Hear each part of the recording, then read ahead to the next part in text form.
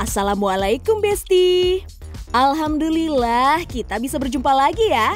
Besti pasti udah tahu dong, di mata dunia internasional sajian kuliner dari tanah air emang cukup menggoda. Mulai dari rempah sampai aneka olahan sambalnya yang menggugah selera.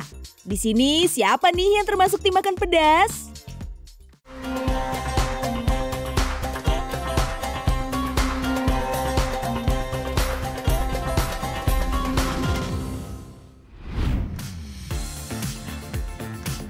Yap, makanan pedas beberapa tahun terakhir semakin populer ya. Mulai dari ayam geprek dan ayam penyet dengan siraman sambal, seblak pedas, sampai aneka mimian yang super spicy. Membuat lidah harus menahan pedas. Subhanallah.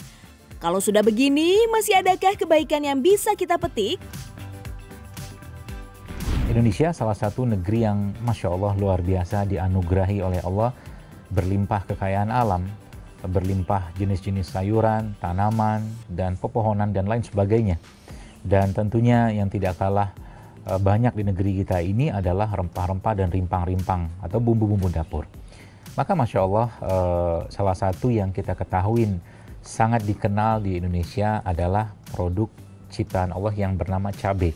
Tapi tentunya kalau kita bicara cabai, kita juga harus mengerti sedikit tentang apa manfaat cabai atau apa mudarat cabai ketika berlebihan.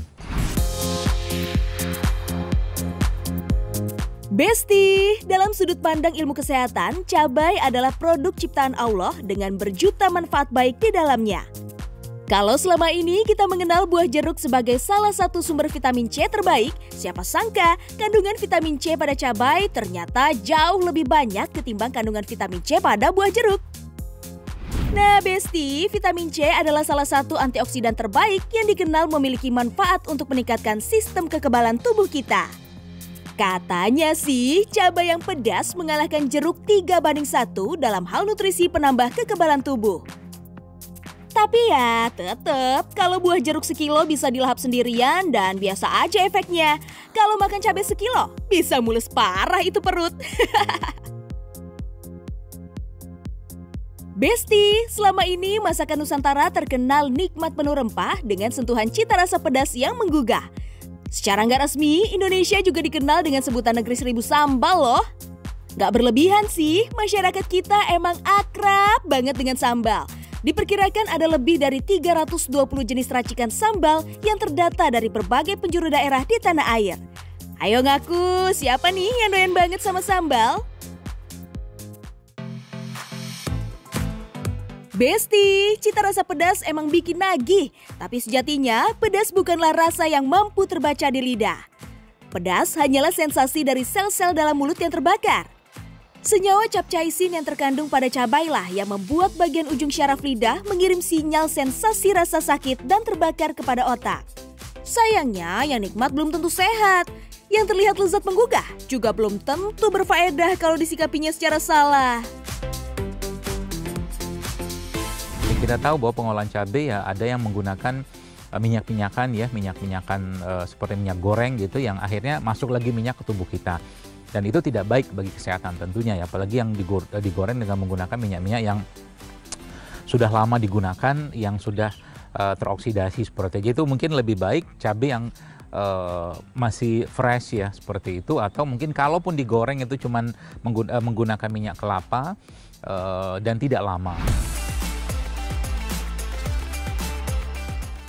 Sebagaimana firman Allah dalam Al-Quran Surat Al-A'raf ayat 31, yang artinya, makan dan minumlah dan janganlah berlebih-lebihan. Sesungguhnya Allah tidak menyukai orang-orang yang berlebih-lebihan.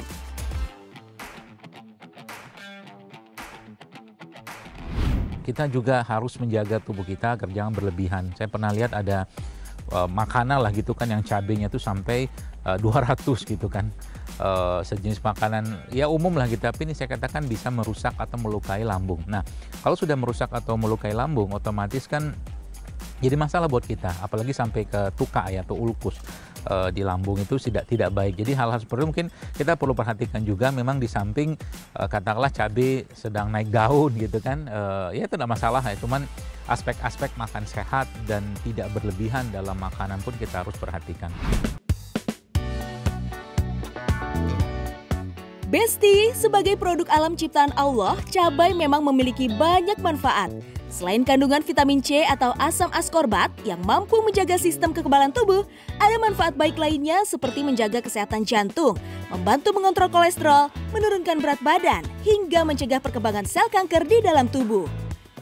Sayangnya, konsumsi cabai yang tidak tepat justru beresiko menimbulkan masalah kesehatan lain.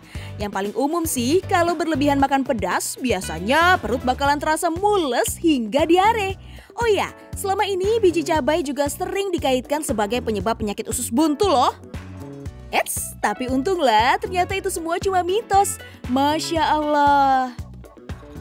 Penyakit pada usus buntu terjadi karena infeksi yang diakibatkan oleh banyak faktor, termasuk penumpukan sisa makanan dan jarang minum air putih. Memang ya, setahu saya salah satu efek pedas yang muncul atau didapatkan dari cabai itu berasal dari bijinya. Jadi juga biasanya saya juga kalau ada mengurangi pedas atau tingkat pedas pada cabai untuk digunakan, biasa saya buang dulu bijinya ya, sehingga tidak terlalu pedas seperti itu.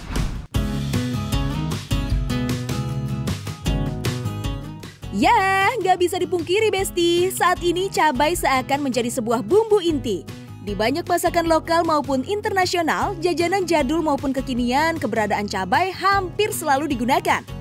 Ingat ya, aslinya cabai itu sehat dan mengandung banyak manfaat.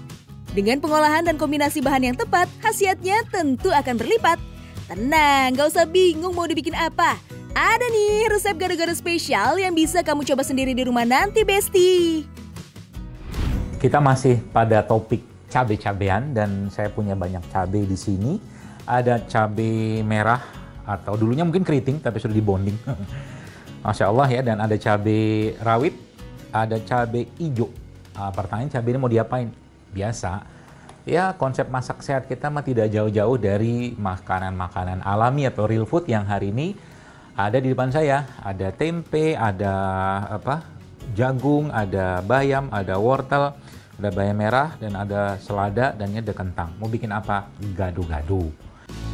Gado-gado berisi aneka sayuran segar yang direbus atau dikukus. Oke, ini kita buat bumbunya ya. Saya pakai ada kacang walnut ya. Masya Allah, salah satu kacang yang sangat baik untuk nutrisi otak. Kemudian ada kacang mete, ada kacang almond. Biasanya sih, bumbu siraman gado-gado terbuat dari kacang tanah yang diulek halus. Tapi berhubung ini gado-gado spesial, kacang dipakai juga istimewa. Ada kacang walnut yang baik untuk nutrisi otak, ada juga kacang mete dan kacang almond. Sebenarnya sih kacang apapun baik kok, tapi lebih baik cari yang dipanggang ya. Oke, selanjutnya kita ambil bawang putih, ya kurang lebih 2 lah ya. 1,5 lah, jangan 2 kebanyakan. Kemudian ada kencur sedikit ini. Kemudian kita ambil gula merahnya, gula aren. Nah, nanti kita tambah dengan cabai. Cabai tentunya secukupnya saja ya, bagi yang suka pedas ya nanti ditakar juga lah biar tidak terlalu tidak terlalu kepedasan karena tidak bagus juga. Baru kita aduk. Racikan bumbu gado-gado istimewa ini berupa bawang putih, kencur, gula aren, dan pastinya cabai.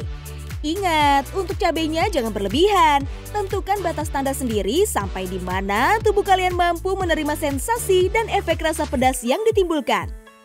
Oh ya, untuk menjaga nutrisi dan kandungan gizi di dalamnya, beberapa jenis sayuran emang nggak perlu dimasak terlalu lama. Yang terpenting udah dicuci bersih dengan cara tepat sebelumnya. Alhamdulillah sudah jadi gado-gado plus kita.